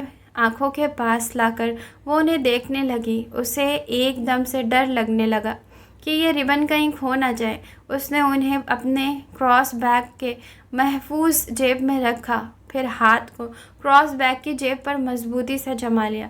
اسے لگا سارے چوروں کی نظر اس کے ان 2 عدد ریبن پر ہی آ گئی ہے۔ سرخ نظمیہ پارچہ ویرا نے اپنے بال کھول کر سر پر باندھ لیا اور مالا این آن نے پہن لی۔ امرا نے یہ چیزیں دے دی تھی۔ لاؤ وہ ریبن میری کلائی پر باندھو اور ایک تم باندھ لو۔ امرا نے ویرا کو نہیں بتایا تھا کہ اس کے ساتھ کیا کہانی منسلک ہے۔ امرا کے جیسے جان ہی نکل گئی۔ وہ میں پاکستان لے کر جانا چاہتی ہوں۔ ریبن؟ ویرا حیران ہوئی۔ امرا نے سر ہلایا۔ میں پہن کر تمہیں واپس کر دوں گی۔ اس پر جو ستارے لگے ہیں مجھے وہ اچھے لگے ہیں۔ میں نے ابھی ریبن نہیں باندھا، میں انہیں انچھوا رکھنا چاہتی ہوں، امرا نے ہمت کر کے کہہ دیا۔ بعض معاملات میں تم بہت عجیب ہو امرا۔ مجھے لگتا ہے میں پوری کی پوری ہی عجیب ہوں۔ امرا کو اپنے عجیب ہونے پر اس رات کوئی شرمندگی نہیں اور وہ ریبن کے معاملے میں اس قدر عجیب ہونے پر خود کو جانچ بھی نہ سکی۔ وہ خود کو بھی نہ بتا سکی کہ سرخ فیتے یکدم اس کے لیے اتنے اہم کیوں ہو گئے۔ اکثر ایسا ہوتا ہے، ہم خود سے بھی چھپا کر بہت کچھ کرتے ہیں، خود کو پاگل بناتے ہیں، اور یہ اس وقت ہوتا ہے جب مستقبل قریب میں آپ بہت رونے والے ہوتے ہیں، تب جب آپ کو خبر ہو جاتی ہے کہ آپ نے خود سے چھپا کر کیا کیا ہے۔ انسان اپنی طرف سے بڑی ترکیبیں بناتا ہے نا، پھر ایک دن سب ترکیبیں اسے ڈس لیتی ہیں۔ وہ صرف ایک ہی سوال کرتی ہیں، ہمیں کیا سمجھ کر اندھیرے میں رکھا؟ وہ تینوں ہاتھوں میں ہاتھ دیے چائنا ٹاؤن میں سجے میلے سے لطف اندوز ہو رہی تھی۔ سرخ لالٹینوں کے سامنے کھڑے ہو کر تصویریں بنا رہی تھی۔ سجاوٹ قابل دید تھی، مسکراہٹیں اس سے زیادہ قابل دید تھی۔ اسٹوڈنٹ کا ہجوم اس سے بڑھ کر محبت رتن دیپ سے سجی رتھ ہے جس کا سوار ابدیت کی طرف اڑان بھرتا ہے۔ محبت امرت دھارا سے لباب بھرا جام محبوب ہے جو کبھی پیندے سے نہیں لگتا۔ سب سے زیادہ کتاب محبت کی لکھی گئی ہیں، سب سے زیادہ گیت محبت کے گائے گئے ہیں۔ محبت وہ کمال ہے جو عرش کو فرش کرتا ہے اور فرش کو عرش تک لے جاتا ہے، اور زمین پر 2 ہی چیزیں ایسی ہیں جن کے لیے جان دی جا سکتی ہے، محبت اور پھر محبت۔ محبت ابن عربی کا نظریہ اہلیت ہے جو نادیدہ کو دیدہ بنا سکتی ہیں، ایسا عزم اعظم جو مجازی کو حقیقی کرتا ہے، حقیقی کو عشق، عشق، عشق۔ بلا شبہ وہ خط حق جو خود پر منکری حرام رکھتا ہے، قالین حاف کے فن کا وہ عروج جس کے ریشے ریشے میں عقیدت سربسجود ہوتی ہے، سربسجود ہی رہتی ہے، یہی شرط وفا ہے۔ قلندر کا مادیت سے خالی تن اور عشق حقیقی سے سجا من۔ محبت محرابی پیشانوں کے محرابی نور سی، توبہ کے آخری مندرجات، قبولیت کے اولین درجات سی، عرش معلیٰ ہلا ڈالنے والی محترم ہستی، ماں کی دعا سی، بنجر بنجر دھرتی پر پہلی کوپل سی، اور محبت خدا کے رحم سی اور رحمت سی۔ رات بھر چینی دعائیں مانگتے رہے ہوں گے، کھانے کے میزوں کے گرد خاندان اکٹھا کیے، ہاتھ جوڑے خدا کو یاد کرتے، صحت و تندرستی کی دعائیں کرتے، محبت و مدح سرائی کرتے، چینی بھر مسکراتے رہے ہوں گے۔ اگلی رات جشن ہو تو پچھلی رات نیند نہیں آیا کرتی اور وہ بھی نہیں سو پائے ہوں گے۔ مانچسٹر شہر کے اگلے دن بڑی تقریبات میں شمار ہونے والی ڈریگن پریڈ کا آغاز البرٹ اسکوائر سے شام 4 بجے ہوا چکا تھا۔ پریڈ کا آغاز بڑے بڑے چینی روایتی سرخ اور پیلے ڈرموں اور پرکشنز، 2 گول بڑے دھاتی پلیٹس کو پرزور انداز میں بجا کر اور بلند آواز سے نعرہ بہار، خوش آمدید، خوش بختی کے لیے تیار ہیں ہم سے کیا گیا۔ پریڈ کے آگے، درمیان اور آخر میں ڈرموں اور پرکشن کو مسلسل بجایا جا رہا تھا اور جن کی آوازیں بلا شبہ سریلا سما باندھ رہی تھی۔ ایسے لگ رہا تھا جیسے سب جلوس کی صورت نئی زندگی کے سفر پر رواں دواں ہو۔ پریڈ میں شامل ہزاروں لوگوں نے ہزاروں طرح کے سوانگ رچا رکھے تھے۔ پریڈ میں آگے کئی 100 میٹر لمبے موٹے ڈریگن کو بانس پر اٹھا کر گھمایا، نچایا اور اچھالا جا رہا تھا۔ ڈریگن اتنا بڑا تھا کہ اسے کم سے کم 150 افراد نے اپنے قد سے اونچا کر کے اٹھا رکھا تھا۔ وہ سب مسلسل اسے قدرتی حرکت میں رکھے ہوئے تھے، یوں گمان ہوتا کہ اصلی ڈریگن ان کے سروں پر اڑ رہا ہے۔ ڈریگن کے پچھلے اور درمیان میں کئی 100 چینی بچوں کا گروپ تھا जो गर्दन में ड्रम लटकाए उन्हें रिदम से बजाते आहिस्ता रवि से चल रहे थे। बच्चों के लिबास सफ़ेद थे, जिन पर उन्होंने सुर्ख रुमालों को गर्दन में तिरछा करके बांध रखा था।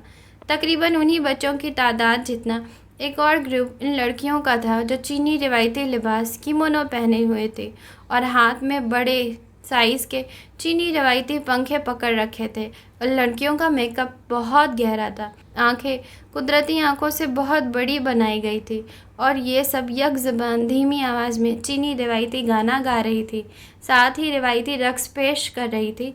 एक ग्रुप सुर्ख लिबास में चीनी मार्शल आर्ट की अक्कासी कर रहा था। बहुत सौ के हाथों में चीनी साख्ता बड़ी बड़ी पतंगें थीं जो मुख्तलिफ जानवरों की अशकाल पर मुनबी थी और जिन्हें फ़िज़ा में छोड़ा गया था और उनकी डोरों को अपनी कलाइयों में बांध रखा था। बहुत से लोग अलग अलग गेटअप में भी थे। वो चीन के तारीख़ से मुंसलिक मुख्तलिफ शख्सियात का सुहाग रचाए हुए थे। उनके मेकअप और लिबास कमाल के थे। दो दो के जोड़े में बने बहुत से, कोई एक बड़ा जानवर बने हुए थे, यानी एक ही लिबास में एक सिर था और दूसरा धड़। और ये लोग ड्रैगन या चीता बने मुसलसल भागते, घूमते और नाचने में मसरूफ़ थे। हज़ारों अफराद की ड्रैगन परेड में हज़ारों सुआंग थे। कोई खरगोश बना उछल रहा था, कोई घोड़ा बना दौड़ रहा था, कोई बंदर के लिबास में तमाशे दिखा रहा था, कोई चीता बना डरा रहा था। सब सुआंग चीनी रिवायत तारीख़ उनके मुआशरात के अक्कासी थे। मशरिक़ में उगा चीन मग़रिब में चल फिर दौड़ रहा था। हकीकी कौमों की यही निशानी है, वो दुनिया के किसी भी हिस्से में हो, उसी दरख्त की शाखें, तने और पत्ते लगते हैं जिस दरख्त की जड़ उनकी धरती में उगी हुई होती है। चंद एक ऐसे ग्रुप से जिन्होंने सुर्ख लिबास पहने थे और हाथों में बड़ी बड़ी धाती प्लेटें पकड़ रखी थी और वो उन्हें बजाते चले जा रहे थे। परेड में बड़े बड़े जानवरों के मुजस्समे थे जिन्हें बाहों के ज़रिए उठाया गया था। ये साल घोड़े का साल था, इसलिए घोड़े के मुजस्समे ज़्यादा थे। एक बड़ा ऊंचा घोड़ा परेड के आगे और पीछे चल रहा था। गर्ज हर तरफ स्वांग थे, रंग थे, लोग थे, चीन था, तारीख़ थी, बहार थी, नया साल था। सुर्ख और पीला रंग छाया हुआ था। ड्रमों की ताप कमाल की थी। सारा मैनचेस्टर उमड़ आया था परेड देखने के लिए। आसपास के शहरों से भी लोग ख़ास परेड देखने के लिए आए थे। सड़क के दोनों अतराफ खड़े अफराद का शौक़ दीदनी था। वो मैनचेस्टर के तारीख़ में होने वाली शानदार परेडों में से एक को देख रहे थे। अमरहा ड्रैगन के लिबास में थी, वीरा और एन ऑन भी साथ थी। उन सब ने ड्रैगन का सुआंग रचाया था और वो घोड़ों, मुर्गों, खरगोशों, सांपों, बंदरों और बाकी जानवरों के साथ चल रही थी। जब अमरहा ड्रैगन बनी तो हंसते हंसते दोहरी हो गई और उसने परेड के साथ चलने से इनकार कर दिया। फिर उसने महसूस किया जीसन ठीक कह रही थी। वो अपने बड़े और चौड़े ड्रैगन मास्क के अंदर जितना जी चाहे हंस सकती है, शर्मा सकती है, झींप सकती है। वो सरतब पर ड्रैगन के मोटे लिबास में थी। बाहर सबको एक ड्रैगन नज़र आता, अमरहा नहीं। जैसा कि उसने वीरा को देखा तो उसे बिल्कुल अंदाज़ा नहीं हुआ कि वो वीरा है। यकीनन उसके ड्रैगन को देखकर भी नहीं बूझा जा सकता कि उसके अंदर अमरहा है। सड़कों से सुस्त रवि से गुजरते, चाइना टाउन की तरफ जाते, मुख्तलिफ़ जगहों पर उन पर रंग बिरंगी झंडियाँ बरसाई गईं। उन्हें फ़िज़ा में वक्फे वक्फे से छोड़ा जा रहा था और फ़िज़ा में कई मीटर बुलंदी से ऐसे रंग बिरंगी हो जाती जैसे तितलियों के काफ़िले उन पर टूट पड़े हों और उन्हें उससे सलाम दुआ लेने की जल्दी हो। अमरहा ने अब खुलकर मुस्कुराना शुरू कर दिया।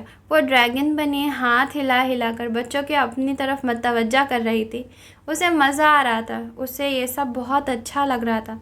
जहाँ जहाँ उन पर रंग बिरंगी झंडियाँ बरसाई गई थी, अब वहाँ अमरहा को लगा था ये उसके लिए किया जा रहा है। उस सारे जश्न का एहतमाम सिर्फ उसके लिए किया गया है। लाहौर में छिप छिप कर रोने वाली अमरहा एक मनहूस मान लिए गए इंसान के लिए अमरहा अफसोस कर रही थी कि वो क्यों रोती रही। ज़िंदगी में आप नए लोगों, नई खुशियों, नए जश्नों से रोशनास होते हैं तो माजी के दुख में मायने और छोटे लगते हैं। अपनी बेवकूफ़ी पर मतम करने को जी चाहता है कि क्या नादानी करते रहें। ज़िंदगी के धार में दुख और सुख दोनों बहते हैं। दुख बहने दिया जाए, सुख पी लिया जाए। और नया माहौल आपको नए असबाक ज़रूर पढ़ाता है, कुछ अच्छे कुछ बुरे, کچھ آپ کی مرضی سے، کچھ زبردستی۔ اسباق سے گھبرانا نہیں چاہیے، یہ کتنے بھی تلخ ہوں، حکیم لقمان کی حکمت لیے ہوتے ہیں، بلا معاوضہ حکمت دے کر جاتے ہیں۔ تو اب رنگ تھے، جشن تھا اور کہے تھے، موسم نم تھا، جنوری کا آخری دن تھا اور چینیوں کے لیے سال کا پہلا دن، اس بات کی علامت کہ جہاں کچھ ختم ہو رہا تھا ٹھیک وہیں سے کچھ اور شروع ہو رہا تھا۔ نظام قدرت، اس جنم مرگ جنم کا نام ہے، سال جا رہا ہے، ارے نہیں، سال تو آ رہا ہے۔ شام گہری ہو چکی تھی، وہ 1.5 گھنٹے سے چل رہے تھے، لیکن تھکن نے آج ان سے دوستی کر لی تھی۔ وہ پھولوں سے لدی دور سے ہی ہاتھ ہلا رہی تھی۔ وہ چائنا ٹاؤن کے قریب پہنچ رہے تھے۔ دور سے پریڈ کے استقبال کے لیے بجائے جانے والے ڈرموں اور دوسروں سازوں کی آواز آ رہی تھی۔ امرہا! ڈرموں کے پرزور تھاپ اور دھاتی پلیٹوں کے گونج میں یہ نام اس کے قریب میٹھے سر سنگیت لیے گونجا۔ اس کے لیے قریب ہی ایک اور ڈریگن کھڑا تھا۔ وہ قد میں اس سے اونچا تھا۔ ڈریگن نے ماسک اتارا، وہ مسکرا دیا۔ وہ آلیان تھا، وہ اس کے پاس کھڑا تھا، اس کے جو ایک لڑکی ہے، امرہا۔ شہر روشن، شہر قلم کار، شہر بے مثال، لاہور سے۔ امرہا نے اسے دیکھا، اسے جو ایک لڑکا ہے، آلیان۔ شہر افکار، شہر لازوال، مانچسٹر سے۔ نئے سال کے پہلے دن، بہار کے پہلے دن، شہر بے مثال، شہر لازوال کے باسی ساتھ ساتھ کھڑے ہیں، اور ایک محبت ہے، جہاں بے مثال، جہاں لازوال، جہاں جادواں سے۔ امرہا کو بالکل معلوم نہیں تھا کہ وہ بھی اس پریڈ میں شامل ہے۔ اتنے ہزاروں کے لوگوں میں وہ چاہتی بھی تو معلوم نہیں کر سکتی تھی، اسے صرف اپنے کلاس فیلوز کا ہی معلوم تھا۔ آلیان کو دیکھ کر لگ رہا تھا کہ جیسے وہ آخری وقت میں کس طرح سے ڈریگن کا لباس پہننے میں کامیاب ہو گیا ہے اور افراتفری میں پریڈ میں شامل ہوا ہے اور اسے تلاش کرتا رہا ہے۔ داد دو مجھے، میں نے تمہیں اتنے سارے جانوروں اور ماسکوں میں پہچان لیا۔ داد دیتی ہوں میں تمہیں، اتنے سارے ہزاروں لوگوں میں جو اپنی شکل کو وضع کتنا چھپائے ہوئے تھے، کسی ایک کو ڈھونڈ نکالنا قابل داد تھا۔ وہ 250 کے قریب تو صرف امرہا جیسے ڈریگن ہی تھے۔ کتنے زبردست پریڈ ہے نا یہ امرہا۔ وہ اس کے ساتھ ساتھ چلنے لگا۔ ڈریگن کا سر اتار کر اس نے اپنا ہاتھ میں پکڑ رکھا تھا کہ اس کی آواز آسانی سے سنی جا سکے۔ امرہا کو وہ معمول سے زیادہ خوش لگا۔ امرہا، مجھے ایسے جشن، ایسے تہوار جب سب خوش ہوں، گا رہے ہوں، مسکرا رہے ہوں، بہت اچھے لگتے ہیں۔ اس نے سڑک کے کنارے کھڑے پریڈ کو دلچسپی، شوق، جوش و خوشی سے دیکھتے ایک چھوٹے سے بچے کے گال پر نرمی سے چٹکی بھرتے ہوئے کہا۔ پھر اس نے اسی بچے کے ساتھ کھڑے دوسرے بچوں کے بالوں میں بہت محبت اور لگاوٹ سے ہاتھ پھیرا۔ اس کے انداز بتا رہے تھے کہ وہ غیر معمولی پرجوش اور خوش ہے۔ تمہیں بھی پسند ہے یہ سب؟ اس نے اس کے سر کے پاس سر جھکا کر کہا۔ ہاں، مسکراہٹیں کسے اچھی نہیں لگتی؟ امرہا کو چلا کر بتانا پڑا۔ آلیان نے کان کو اس کے ماسک کے قریب جھکا دیا۔ اس نے ایسا خوشی سے کیا۔ امرہا شہرزاد بنی، اسے ہزاروں راتوں پر محیط الف لیلا سناتی تو شاید وہ خوشی سے سر کو ایسے ہی جھکائے رکھتا، سر نہ اٹھاتا۔ ہاں، لیکن کبھی کبھی تو ان سب کے ساتھ بھی مسکراہٹیں اچھی نہیں لگتی۔ اس نے اس کے آس پاس کے سارے ماحول کی طرف اشارہ کر کے کہا۔ یہ تو کچھ ہو جانے سے سب اچھا لگتا ہے۔ ایک بچہ جو اپنے باپ کے کندھوں پر سوار تھا اور تالیاں بجا رہا تھا، اس نے گال پر نرمی سے چٹکی بھر کر کہا۔ بچہ کھلکھلا اٹھا، اپنے باپ کے بالوں کو شرارت سے مٹھیوں میں جکڑ لیا۔ امرہا نے ماسک اتار دیا۔ اسے ٹھیک سے آلیان کی آواز نہیں سنی جا رہی تھی۔ کیا ہونے سے اچھا لگتا ہے؟ امرہا اس کی بات ٹھیک سے سن نہیں سکی تھی۔ ہجوم کے شور کی وجہ سے اسے چلا کر پوچھنا پڑا۔ آلیان نے ذرا رک کر اس کی طرف دیکھا، رک گیا، روک دیا گیا، شاید وہ فیصلہ کر رہا تھا۔ محبت کے ہو جانے سے، اس نے بلا وجہ ہی چلا کر کہا۔ امرہا اپنا ماسک اتار چکی تھی، چلانے کی ضرورت نہیں تھی۔ یقیناً وہ ڈریگن پریڈ میں شامل ایک انسان کو بھی سنانا چاہ رہا تھا، سڑک کے اطراف میں کھڑے مردوں، عورتوں، بڑے بوڑھوں اور بچوں کو بھی، سارے مانچسٹر کو، ساری دنیا کو۔ اس کے ہونٹوں سے نکلے الفاظ کی گونج یقیناً چائنا ٹاؤن کے محراب کے پاس 30-40 بڑے بڑے ڈرموں کو اپنے ساتھ رکھے سرخ لباسوں میں پیلی پٹیاں سر پر باندھے چینیوں تک بھی گئی ہوگی۔ انہوں نے لفظ محبت کی گونج کو پا کر اسے اپنے اندر اتار کر بھرپور جوش سے، عقیدت و احترام سے دونوں ہاتھوں میں پکڑی ڈرم سٹکس کو سر سے اوپر اٹھا کر سرخ ڈرموں کی پیلی زمین پر دے مارا۔ محبت کے ساز کی پہلی گونج گونجی۔ مشرق نے مغرب میں آ کر میلہ سجا دیا۔ استقبال کا آغاز ہوا۔ خوش آمدید۔ بہار کو گلے لگانے کے لیے ہم بےتاب ہیں۔ بہار کی آمد آمد ہے۔ خزاں کو رخصت ہو جانا چاہیے۔ آؤ لفظ محبت سے ابتدا کریں، آؤ اس کی انتہا کریں۔ رجوم، شہباب، ثاقب کا ایک طویل قافلہ رقص کنا گہری ہو چکی تھی۔ شام میں رخ ابر کی سیاہ دھاری سے ہوتا ہوا آلیان اور امرہ کے سامنے سے گزرا۔ باک محبود ابابیل تھی، وہ جہاں کی تہاں کھڑی تھی۔ میرا دل چاہتا ہے میری شادی ایسی ہی ہو۔ اس کی بھوری آنکھوں میں کئی خوش کن چمکدار رنگوں کی دھاریاں تلاطم مچانے لگی۔ جانوروں کی طرح امرہ نے دوبارہ غلطی نہیں کی آلیان کی طرف دیکھنے کی۔ نہیں، وہ ہنسا۔ ایسے پریڈ کی صورت، اتنے ہی لوگوں اور سازوں کے ساتھ۔ وہ برطانیہ کا شہری تھا نا، تو یہ خواہش کیوں نہ رکھتا کہ اس کی شادی میں بھی شاہی شادی جیسی ہو۔ پریڈ کی صورت، بارات جائے، بگی میں بٹھائے وہ اپنی دلہن کو واپس لائے اور آس پاس کھڑا ہجوم ان پر مسکراہٹوں دعاؤں کے ساتھ پھولوں کی بارش کر دیں۔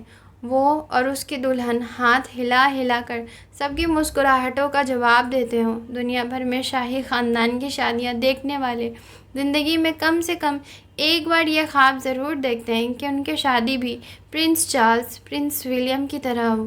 وہ تو پھر برطانیہ کا شہری تھا، اس نے یہ خواب کم سے کم 100 بار تو ضرور دیکھ رکھا ہوگا۔ اچھا، خواب دیکھ لینا چاہیے۔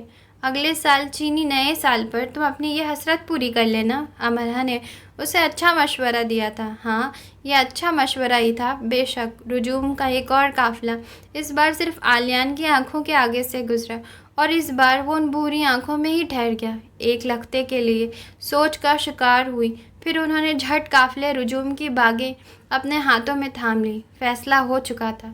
وہ امرہ کو ساری روشنیاں اپنے اندر سموئے دیکھ رہا تھا۔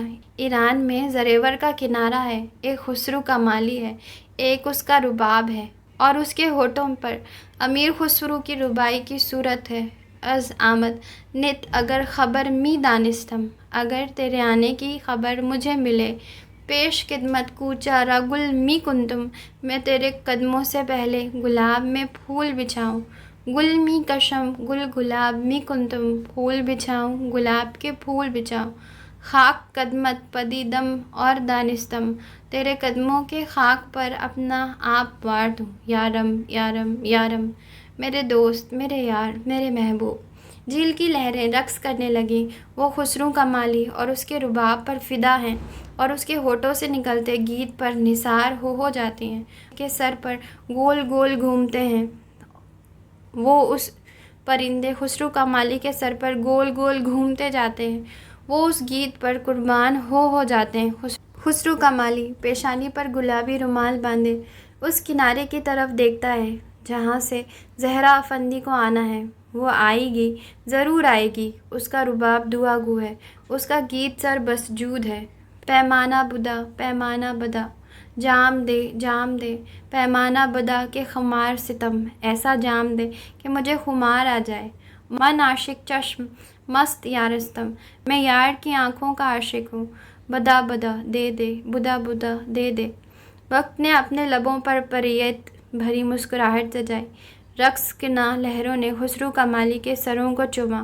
ہوا نے رک جانا، ضروری جانا، خسرو کمالی کے لیے، اس کی زہرا افندی کے لیے۔ گل می کشم، گل گلاب می کشم، یارم یارم۔ پر والوں نے کوک دی۔ زریور جھیل نے پانی کی بوندوں کو تاروں کی مانند جگمگا لیا۔ رباب نے مناجات میں سوز و درد پیدا کیا اور خسرو کمالی نے آواز کو نرمی سے بلند بلند اور بلند کیا۔ یارم یارم یارم، صدائیں ملک تک جا پہنچی۔ زہرا افندی کا دیا گلابی رومال جھوم جھوم لہرایا۔ ٹھیک ہے، مجھے منظور ہے، ہم اگلے سال اسی دن شادی کر لیں گے۔ ہاتھ میں پکڑا ڈریگن ماسک امرہ کے ہاتھ سے پھسل کر گر گیا۔ جسے اٹھانے کے لیے وہ قطعاً نہیں جھکی، اسے اٹھانے کے لیے وہ پہلے سے ہی جھک چکا تھا۔ ہم رنگ زیر نے سارے رنگ उस पर उछाल दिए, खासकर पीला, लेकिन फिर भी वो बेरंग खड़ी रही। वो सफ़ेद धरती नहीं थी जिसे मनपसंद रंगों से रंग दिया जाए। उसने कहा, हम। कश्मीर की कली ने धाती प्लेटें बजाते हुए फरजाम के करीब होकर सरगोशी की। हाँ, मैंने सुना। उसने कहा, हम। फरजाम ने ड्रम बजाते हुए कहा, और वो उसके आगे मास्क उठाने के बहाने झुक भी गया। उफ़क़ शरारत से मुस्कुराई। रंग बिरंगी झंडियों की बौछार फिज़ा में हो गई। खुशामदीदी का शोर बुलंद हुआ। धाती प्लेटें एक साथ कई सौ हाथों में गूंजी। ड्रमों पर साज जिंदों ने गोल गोल घूमकर करांत मचा दी। चीनी रकासों ने सुर्ख लिबासों में खुद को फिज़ा में उछाला और चीनी रक्स की इब्तिदा की। उसने कहा, हम। लो, अब तो इब्तिदा हो गई। हुजूम ने पुरजोश नारे लगाए। बहार की आमद के जश्न को उन्होंने यादगार बना दिया। फ़िज़ा मुश्कबार हो चुकी थी। तिब्बत से मुश्कबार परी यहाँ आ चुकी थी, फरजाम और उफ़क़ के बुलावे पर, अमरहा और आलियान के लिए। उसके पैरों में गिरे मास्क को उठाकर वो उसे वापस दे रहा था। परेड आगे जा रही थी। वो दोनों एक ही जगह खड़े थे। तुमने सुना अमरहा, मैंने क्या कहा? इतनी प्यारी बात पर उसके लिए एक मुस्कुराहट तो बनती थी। वो मुस्कुराहट उसे नहीं दी गई थी। मुझसे शादी करोगी अमरहा? लेकिन इससे फ़र्क नहीं पड़ता, मैं तो तुमसे ही शादी करूँगा। तुम सोचने के लिए वक्त ले सकती हो, लेकिन उससे भी फ़र्क नहीं पड़ेगा। मैं सारा मैनचेस्टर इकट्ठा कर डालूँगा अपने कमरे की खिड़की के बाहर। जब तुम सारे मैनचेस्टर को खड़ा देखोगी तो तुम्हें हाँ का बोर्ड उठाकर सबको दिखाना ही पड़ेगा। वो अपनी रौ में बोल रहा था। वो आलियान था। हाँ के बिलबोर्ड पर उसका हक था, क्योंकि वो सारे मैनचेस्टर को इकट्ठा कर लाने की सलाहियत रखता था। मेरी मंगनी हो चुकी है पाकिस्तान में। मेरी वापसी का इंतज़ार किया जा रहा है। मेरी शादी होनी अटक अटक कर वो इतना ही कह सकी। रुजूम के सब काफिलों ने अपनी बागें आलियान के हाथों से छुड़ा ली। खुसरू कमाली के रुबाब की तान टूटी। उसकी मनाजात सहम गई। रतनदीप से सजी रथ उड़ान भरती मुंह के बल पाताल की तरफ लपकी। कालीन बाफ के हकीकी पार्चा में आग भड़की। सुर्ख सड़क के किनारे परेड देखती खातून के गोद के बच्चे ने चिल्लाकर रोना शुरू कर दिया।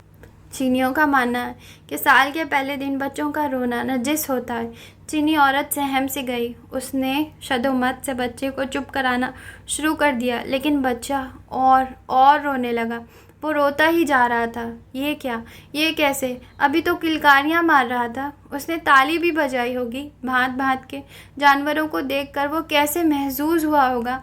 चीनी रकासों की तरह वो भी नाचना चाहता होगा। उसने अपनी माँ से ड्रम बजाने की फरमाइश भी की होगी। फिर ये सब करके भी अब वो रोने लगा। वो क्यों रोने लगा? वो एक गीत था खुसरू कमाली का, आलियान मार्गरेट का, लव्स लव्स तराना, लव्स लव मर्सिया। और ये एक साज रुबाब था, जरेवर झील किनारे बजता हुआ, ड्रैगन परेड में गूंजता हुआ, फिर झील के पेंदे में गूंगा पड़ा हुआ। अमरहा भूरी आंखें सिया पड़ने लगी। उसने अमरहा को ऐसे देखा जैसे वो उसे कोई धोखा दे रही हो, और वो उसे जांच रहा हो कि उसे धोखा क्यों दिया जा रहा है। तुम ये सब क्या? उसे समझ नहीं आया कि सवाल को किन अल्फाज से तरतीब देकर मनपसंद जवाब पा सके। भला ऐसा भी होता है कभी? हमारे यहाँ ऐसा ही होता है। मैं बहुत खुश हूँ। तुमने ऐसे सोच भी कैसे लिया? हम तो दोस्त हैं ना। लेकिन प्लीज़ तुम दोबारा ऐसा कुछ ना कहना, जल्दी से कहकर उसने मास्क पहन लिया और परेड के साथ आगे बढ़ने लगी। और फिर सारी परेड आगे बढ़ने लगी। सारी दुनिया, सारी कायनात, सिर्फ एक वजूद खड़ा था, साकित था, पत्थर हो चुका था। वो आलियान मार्गरेट के अलावा कोई न था। वो जो सारे मैनचेस्टर को इकट्ठा करके उसकी खिड़की तक ले जाने वाला था, वो सारे मैनचेस्टर में खुद को ढूंढ ढूंढ कर इकट्ठा करता फिरेगा। चीनी माँ रोते बच्चों को चुप करवाने में नाकाम हो चुकी थी। उसकी शक्ल गहरे साए की जद में थे। वो अपने अकीदों पर पुख्ता यकीन रखने वाली लगती थी, और इसीलिए परेड में उसकी सारी दिलचस्पी ख़त्म हो चुकी थी, और वो ज़ेरे लब दुआएं कर रही थी कि नए साल में नहूसत और बलाएं उससे दूर रहें। लेकिन बच्चा चुप ही नहीं हो रहा था। परेड चाइना टाउन के मेहराब के अंदर दाखिल हो रही थी। ड्रमों की थाप अब कान के पर्दे फाड़ रही थी। आलियान का दम घुट रहा था। फिर भी उसने ड्रैगन मास्क पहन लिया और पहले आहिस्ता रवि से, फिर तेज़ी से परेड को पीठ दिखाकर भागने लगा। अजीब इंसान था। 2 कदम पर मेहराब थी और वो वहाँ तक ना जा सका और उल्टी तरफ भागने लगा। اس کا ڈریگن ماسک بہت بدہیبت لگنے لگا۔ اس بدہیبت کو دیکھ کر ڈر قطعاً نہیں لگ رہا تھا، بس دل مٹھی میں آیا لگتا تھا۔ امرا چینی ساختہ محراب کو پار ہو گئی اور پھر اس نے ہمت کر کے گردن موڑ کر دیکھا۔ کوئی بہت بے دردی سے پریٹ کو چیرتا بھاگ رہا تھا، جیسے اس کے آس پاس آگ بھڑکتی ہو، نہیں جیسے اس کے اندر آگ لگی ہو۔ اس ڈریگن نے خود کو پریٹ سے الگ کیا اور لوگوں کے ہجوم میں خود کو گم کرتے اپنے ماسک کے اندر ہی خود کو بلک بلک کر رونے دیا۔ امرا نے خود کو لوگوں کی بھیڑ میں گم کر دیا۔ وہ ابھی ماسک اتارنے کی غلطی نہیں کر سکتی تھی۔ وہ لوگ خود کو بھیڑ میں گم کرنے کی کوشش کر رہے تھے، بھیڑ سے نکلنے کی بھی، الگ ہو جانے کی بھی اور مل جانے کی بھی۔ ایک وقت میں اتنی خواہشیں مانچسٹر کی کشادہ سڑکوں پر پھیلی، ہزاروں لوگوں سے اٹی ڈریگن پریڈ ماتم جلوس کی صورت اختیار کر گئی، کیونکہ ایک ماں کی گود میں بچہ حلق پھاڑ کر رو رہا تھا اور ماں کی ساری کوشش اسے چپ کروانے میں ناکام ہو چکی تھی۔ نئے سال کی آمد اس کے لیے نئے شگن نہیں لائی تھی۔ کیا اب سارا سال اسے رونا پڑے گا؟ خیر اور بھلائی اس سے دور رہے گی، بلائیں اور شر اس پر حملہ آور ہوں گی؟ کیا خوش قسمتی پر اس کا کوئی حق نہ ہوگا؟ اور کیا اس کا دل خون کے آنسو رونے لگا۔ خسرو کمالی نے رباب کو زریور میں پھینکا۔ اس نے دیکھ لیا تھا کہ اس کی طرف زہرا تنقیدی کی جگہ ایک شیر کھڑا تھا۔ وہ جانتا تھا اس شیر کا نظر آنا نجس ہے۔ چینی پریٹ کے اس اور اس کنارے بھی ایک شیر اپنا منہ صاف کر رہا تھا، کیونکہ وہ شکار کر چکا تھا۔ وہ مشرقی اکھاڑوں کا نگر نگر پایا جانے والا شیر ہے۔ بانو قدسیہ کہتی ہیں، محبت مرگ سے پہلے جنم کا نام ہے، اور مجھے لگتا ہے محبت جنم سے پہلے مرگ کا بھی نام ہے۔ یہ پہلے آپ کو مار ڈالتی ہے، پھر جی میں آئے تو جنم دے دیتی ہے۔ یہ پہلے انگارہ بنتی ہے، جی میں آئے تو گلزار۔ یہ میم کا پرچار کرتی ہے، ماہی محبت ہے۔ یہ میم سے بھینٹ لیتی ہے، محبت مرگ ہے۔ یہ محال، یہ محرک جلا دینے والی، اور یہ محشر ہے۔ محبت میم سے، یہ امر سے پہلے مرن ہے۔ محبت معلوق کیر کی گئی ہے، محبت مصدر ہے، اور یہ محبت مشرق بھی ہے۔ وہ پاکستان ہی رہ چکی ہوتی اور اس پر ایسا برا وقت نہ آیا ہوتا۔ کاش پاکستان میں سب اس کے لیے ٹھیک ہوتا، اسے اپنے ماحول سے نکل بھاگنے کی تمنا نہ ہوتی، اسے یہاں آنے کی چاہ نہ ہوتی۔ وہ شخص جو اس کے آگے پیچھے دائیں بائیں اندر باہر ہر طرف تھا، جو ہر طرف اسے اپنی طرف نظر آتا تھا، وہ شخص اسے ساری زندگی نہ ملا ہوتا۔ لیکن وقت کی کمان میں اس کی اپنی مرضی کے تیر ہوتے ہیں اور وہ انہیں اپنی مرضی سے تاک کر چھوڑتا ہے۔ وہ ایک آنکھ میچے، سانس کم لیے، نشانہ باندھے بیٹھتا ہے، اپنے من پسند وقت یہ چھوڑا اور شکار چت۔ تو یہ تھا ہمارا آج کا ایپیسوڈ، اور اب ہماری ملاقات ہوگی اگلے ایپیسوڈ میں۔ جانے سے پہلے چینل کو سبسکرائب ضرور کر کے جائیں۔